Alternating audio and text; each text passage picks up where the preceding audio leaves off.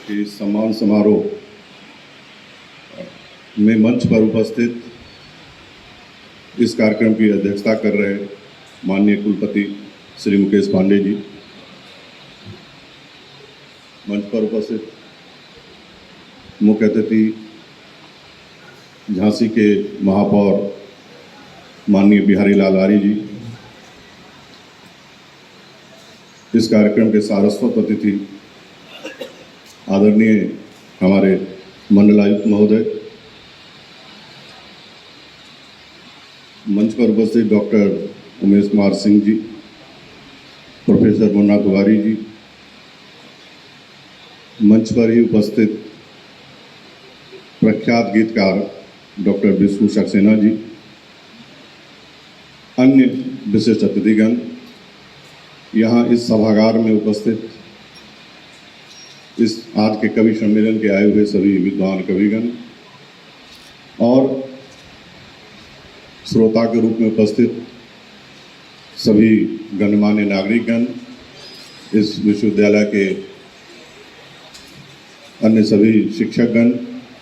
छात्र छात्राएं, पत्रकार बंधु और जो भी यहाँ उपस्थित हैं, सभी लोगों को बहुत बहुत शुभकामनाएं। आज इस विशिष्ट दिन में हम लोग यहाँ उपस्थित हुए हैं। हमारे राष्ट्र कवि डॉक्टर मैथिली शरण गुप्त जी का आज जन्म दिवस है और हम सभी जानते हैं कि उनकी क्या भूमिका रही है हिंदी साहित्य के विकास में, हिंदी भाषा के विकास में और राष्ट्रीय आंदोलन को दिशा देने में उनकी क्या भूमिका रही है। ये यहाँ उपस्थित सभी लोग, क्योंकि सभी मुझे लग रहा है कि साहित्य प्रेमी ही हैं, तो सभी उनके योगदान को जानते हैं। उनका जो काव्य लेखन था उसका विस्तार बहुत ही व्यापक था। उन्होंने जीवन के हर पहलू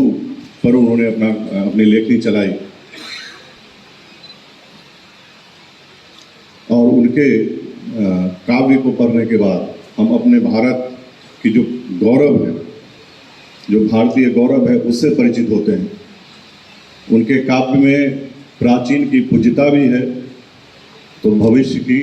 रूपरेखा भी खींची गई है, भविष्य के लिए चिंता भी है। राष्ट्रीय आंदोलन के समय जब हम विदेशी आक्रांताओं से शोषित हो रहे थे, पीड़ित हो रहे थे और कहीं कोई राह नहीं दिख रहा था, तो उस समय में कविवर महोदय ने हम लोगों को एक राह दिखाया कि आप अपने गौरव को अपने अतीत में देखो और चिंतन करो कि ये अभी इस स्थिति में हम क्यों आए हैं और क्या आप अपने भविष्य के भारत को किस रूप में देखना चाहते हैं। उनकी पंक्ति है कि हम कौन थे, क्या हो गए और क्या होंगे अभी, आओ मिलकर विचारें ये समस्याएं सभी। और ये पंक्ति उस समय जितनी प्रासंगिक थी, ये पंक्तियाँ आज भी उतनी ही प्रासंगिक है। आज भी हमारे समाज के सामने, हमारे राष्ट्र के विकास के सामने, राष्ट्र को आगे बढ़ाने के समक्ष विभिन्न प्रकार की चुनौतियाँ हैं। फिर हम अपने उन चुनौतियों को, जो कहते हैं कि भारत विश्व गुरु के रूप में आगे बढ़ना है, इसको वह विश्व गुरु हम का जो कंसेप्ट है, जो अवधारणा है, वो हम प्राचीन भारत के ही समृद्ध भारत से प्राप्त करते हैं और आगे जो हमें होना है उसके लिए वर्तमान में हम क्या कर रहे हैं उसकी चिंता, उस पर चिंतन करते रहना। उन्होंने यही नहीं, उन्होंने महिलाओं के जो है वह सम्मान में उनके भावों को भी उन्होंने टटोला है और यशोधरा में उन्होंने महिलाओं के कोमल और अन्य भावों को भी छुआ है।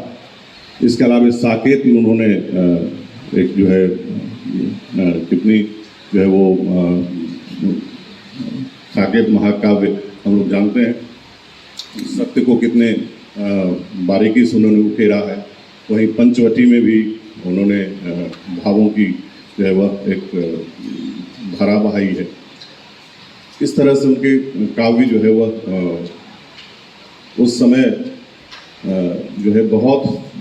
मानव जीवन के समस्त, या कह सकते हैं बहुत सारे भावों को उन्होंने जो है वह समेटा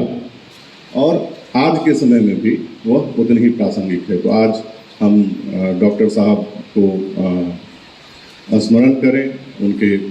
काव्यों को आज के जो हमारे छात्र छात्राएं हैं, जो आज की पीढ़ी है, उनको भी पढ़ने की ज़रूरत है, उनसे जो है सीखने की ज़रूरत है और अपने सांस्कृतिक गौरव को फिर से पहचानने की ज़रूरत है। जो हमारी संस्कृति रही है, उस संस्कृति में जो हमारी विशेषता रही है, जिससे भारत को पूरा विश्व जानता है, और वह संस्कृति जो हम कहते हैं कि पूरे विश्व की संस्कृति के रूप में भी परिवर्तित हो सकती है, इसको समझने की ज़रूरत है, जिससे कि जब वो